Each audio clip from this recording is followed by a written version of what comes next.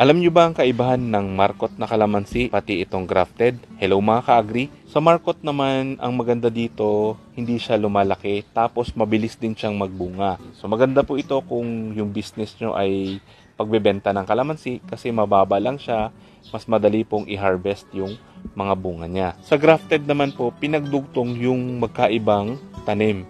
Meron tayong cutting sa ibabaw, tapos meron tayong rootstock. Yung rootstock, yan po yung galing sa seeds. Pinatubo siya, pinalaki ng konti, tapos pag matured na yung kanyang stem, pinuputol, tapos dinudugtong yung cuttings na galing sa matured na puno.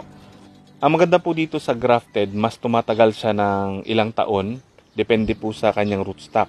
Kung yung ginamit po na rootstock ay yung kalamandarin, yung kanyang bunga medyo malalaki compared sa typical na bunga ng kalamansi. Kung gusto nyo pong mapanood yung full episode, ilalagay ko po yung link sa comment section. Follow us for more farming tips.